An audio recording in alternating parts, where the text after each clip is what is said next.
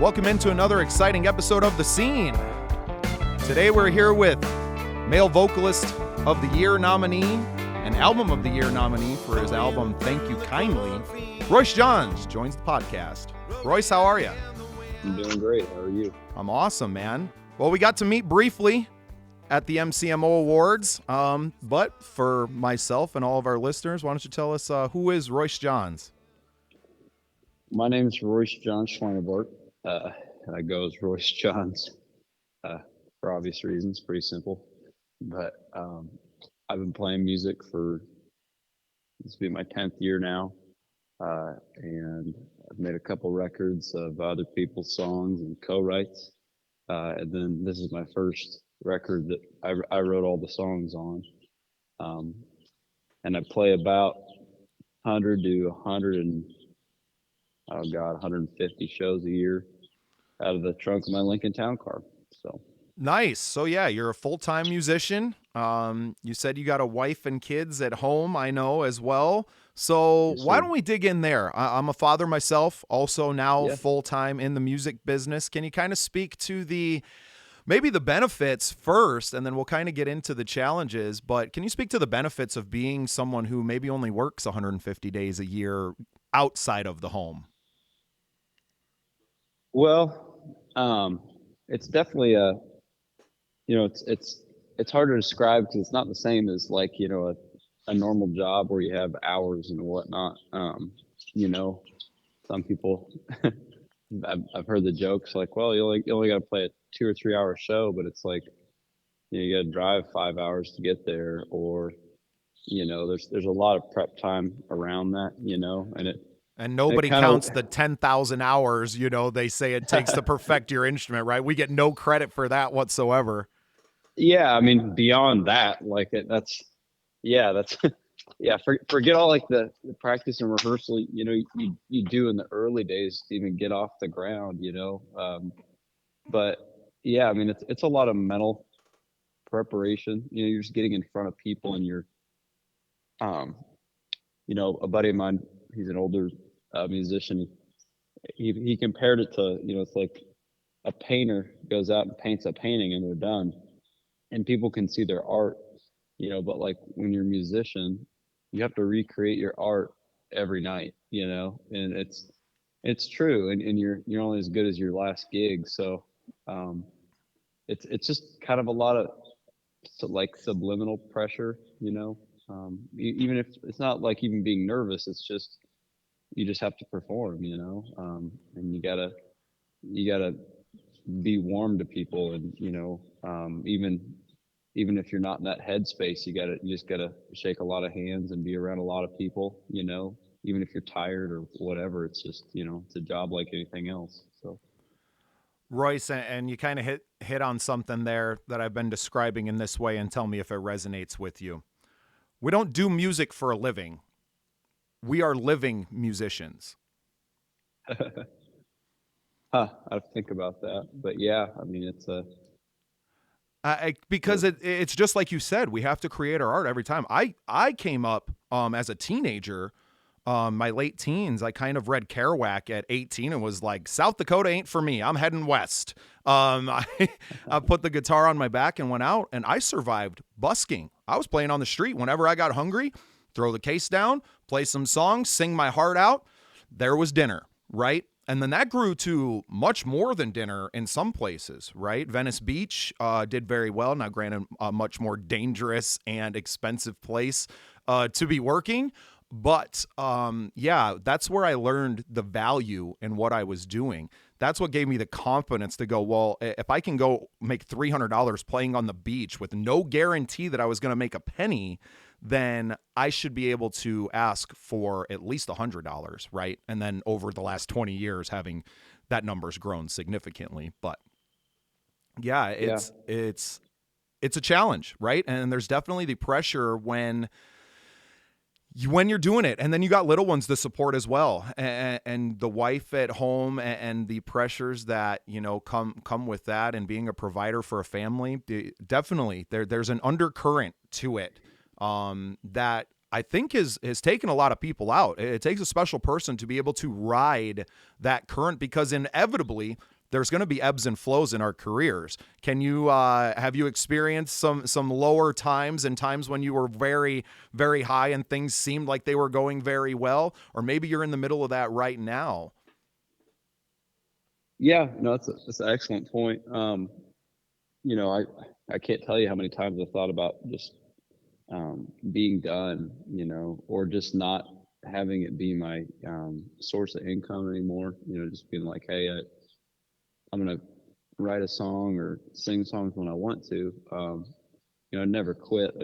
There's times I love it, and there's other times it is quite a job. But you know, because majority of a lot of gigs I'm doing now are, you know, these entertainment cover gigs. Uh, I would say during 2020 was probably the lowest point, you know, because I just made a record, and you know, I had higher hopes for it, you know, like on a regional level, just be able to. I had a band together at the time, you know. I just put a band together in 2019, you know, some really good players, like these guys have been playing forever. We had a fiddle and steel, you know, country group, and it, you know, we were doing like live film stuff, you know, and I had a lot of content in the can from, you know, early 2019, late 2019. You can just imagine how silly that is. You know, you have a record, you just 10, 11 song record you just completed. And, you know, The so it's, most horrific timing ever. yeah. I mean, I finished it. Like we were in the studio. I remember, I got to open for Sammy Kershaw March 15th. I'll never forget that. And we were at Meskwaki, and he wasn't shaking anybody's hands, and he's kind of coughing. And I was like, oh man, he's probably sick, you know. And he's everybody. It was right before everything was just like, Yeah, oh, you that's know, like 2 days later, the whole world shut down. right. And I had a record in the can.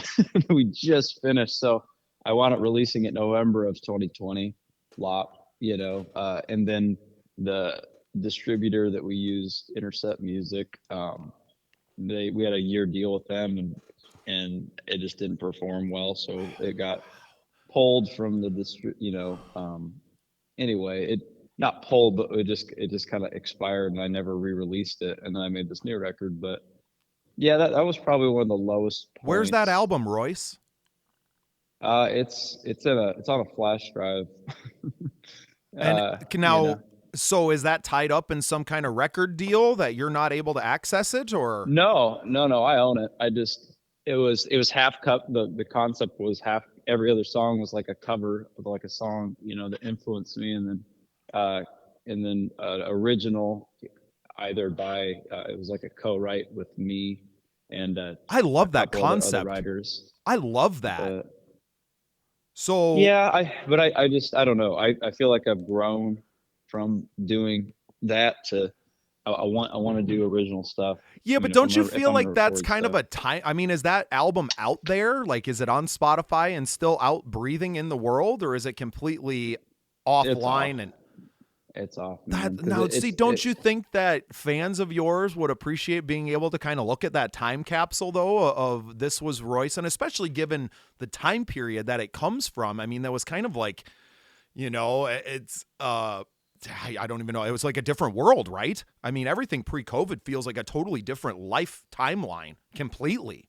Um, Yeah, yeah. No, I I would be get what you're interested saying. on a personal level of hearing at the very least the originals, right? I mean, to have that out there. I realize that we've grown, but the way I look at music, and I have as an artist, I have an album I did with, some guys out in Western South Dakota in 2010, and, something that we just kind of rushed through. And at the end, I wasn't very happy with the product. So I haven't really Yeah, shared that with anybody, but I realized more recently, as it kind of turned 15 years old, right? Or just about that, that it has a place in my story still. Those songs, which are all being redone now because I own all my stuff and I can do whatever I want to come back out. So maybe something to think about. Don't hide your art, Royce.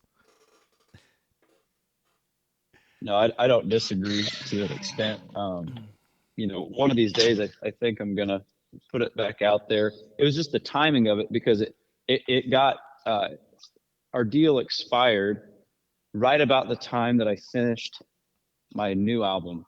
So I didn't want to like re-release it during the same time that I was just Right. releasing a record. So Right. yeah, maybe in a few years, if I'm not working on another project, it might just be something I'll throw out Some again. deep Um, cuts. I mean, and I don't know. It's not.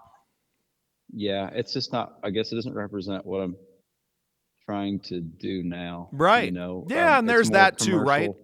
I don't know. Right. It's more neo-traditional commercial Did you country with work? like. Now you said you worked on the release with someone, but did you work on the album? Was there influence from outside on the album itself or just in the distribution of it? What do you mean Oh, influence? I just mean like was it a record deal that you signed that you did this under, or did Oh you no, record it all independently and then you just had someone that was helping you distribute it? I did it all independently, and honestly, I should have just released it myself. It was a startup company that apparently there were some connected people in, was the story I was told. And I talked to the guy that made it, and you know they had like a deal with Ingroves and the Orchard at one point, and the promise of it was rather than me paying for release myself, which is nothing, it's like $50 or $100, which they're like, we'll pay for that, and I'm like, okay, but the perk was that it's going to be in front of some different people, some Nashville people, you know, way Right. back then. And back then, you know, I was kind of still, you know, going for a couple things. And I was like, you know what, why not? You know, the Right. last two things prior to that, I did myself. And the second one did really well. And I still, um, you know, have control of that. But I don't know. It was on a recommendation of a friend of mine that owned the studio that we did it at, and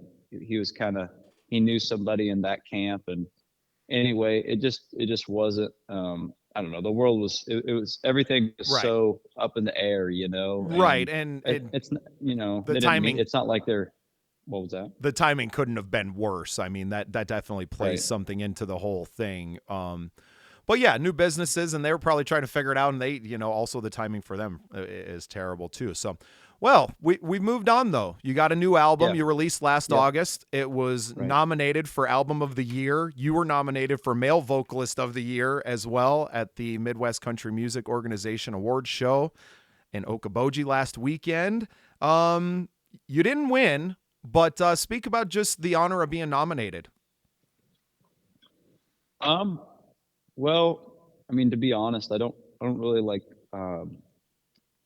believe in any like competition based value with like art in general. But what I do like about the CMO is that it's just a gathering, and you get to meet some people you've never met, and it's a hang. You know, you get to you know, like since I'm running around all the time, and you know, I've never met Corey Waller and them, and it was really fun meeting him in his camp, you know, of folks. So to me, that was the cool part and the value. I mean, the awards part's just it's a you know it's an internet vote competition. You know, it's not Well, but it's a little bit different. I mean, the nomination process is open for anyone to be nominated, and then your selection is narrowed down, right? But it's voted on by us members ourselves, right? So, right. so that's I think it's less of a competition and more of a recognition, right? I feel like, and especially for me, if I ever do get bestowed the honor, I'm not there to take that trophy. I don't need a stack of trophies. I would love to have one, right?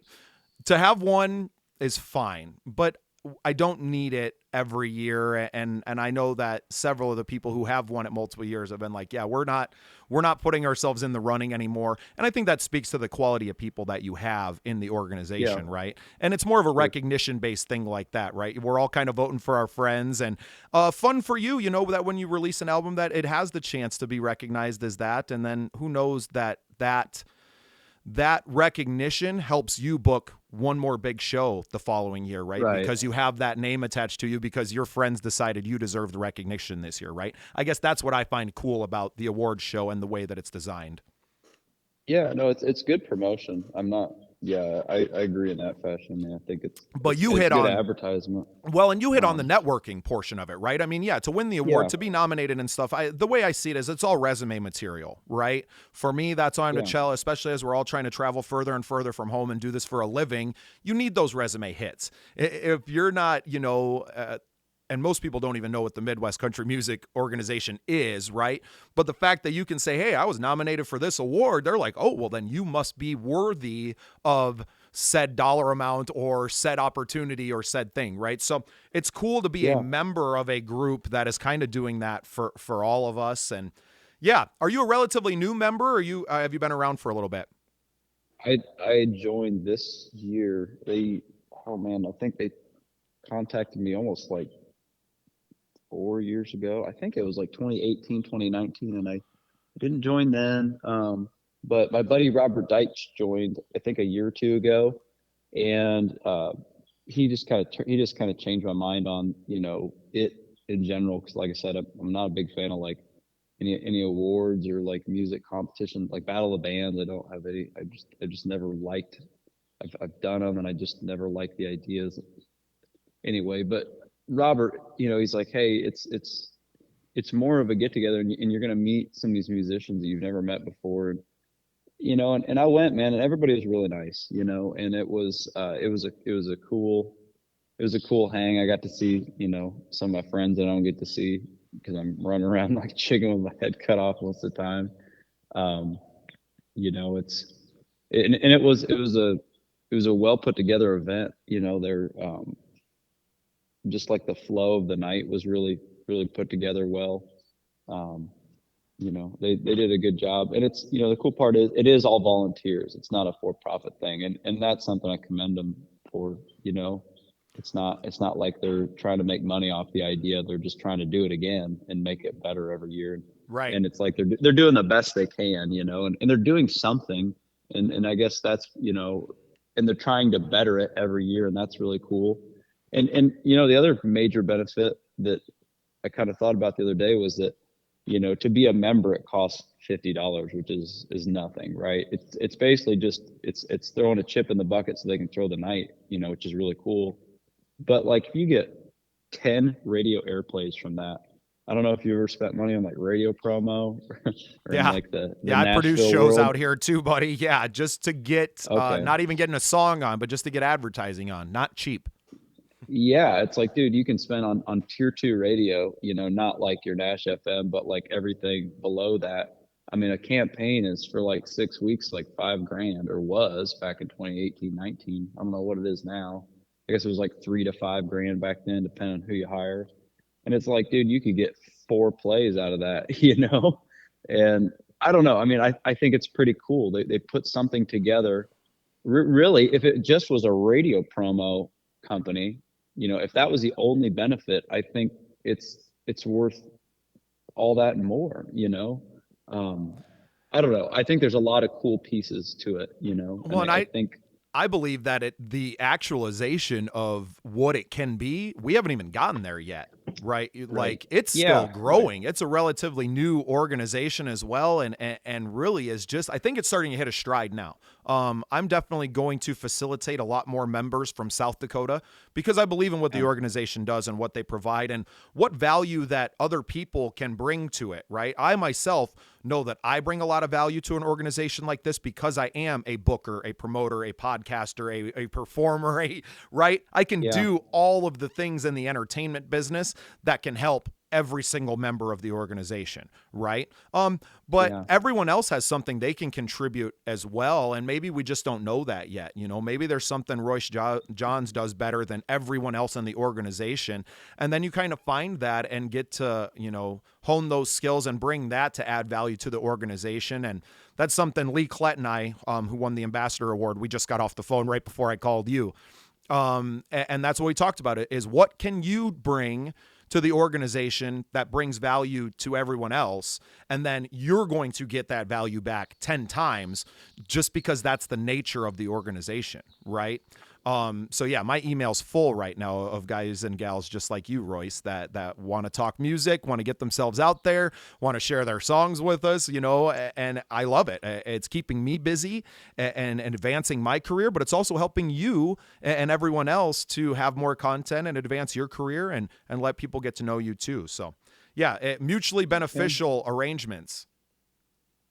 Yeah, I mean, I can't tell you how much money I've spent in Nashville, or just on, like, in the early days of artist promotion, jive that didn't do anything. And it's like, this is kind of what I always asked for. It was like, well, what are we really doing? And I think the cool part isn't even today. It's like, if this keeps going and it gets better if they continue to try and make it better every year, 5 years from now or 10 years from now, like, what artists will it bring in? Like, I'm 28 years old, dude. And it's like, I started playing when I was 19, and it's like, there's going to be, in 10 years, there's going to be a 19-year-old kid that doesn't have any direction of, like, where do I even start? How do I even, like, play a couple gigs, and I'm not no, like, national hotshot or anything. I mean, there's guys in Nashville that if they listen to me talk like this, they'd laugh because they have a real idea what's going on. But, like,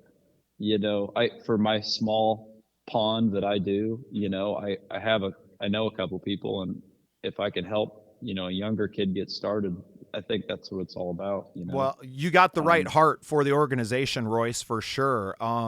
Because that's exactly what we want to do. And you have the same vision. I'm 38 or will be 38 on Monday. So I got another 10 years in the business, and don't disrespect yourself. You're a veteran of the music business, right? And whether you've played stadiums or you've played dive bars, I don't find it any different. I look at guys like Jelly Roll, and we're the same, man. We all came from the same spot. And by some strokes of luck and talent and all of those things put together, you've broken through and have achieved that, but we're the same, brother. And a really fun, thing is he's taken Alexander K on the road this year. And Alexander K is a prime example of what an independent musician looks like, and someone who has cracked through and keeps doing those things right. She could have been a member of this organization, right? And she still could be. And that's what you mean. You don't know who it's going to bring in. And really, we're just starting our own thing because nobody else was doing it for us. You're talking a lot about Nashville. Do you live down there, or did you live down there at some point?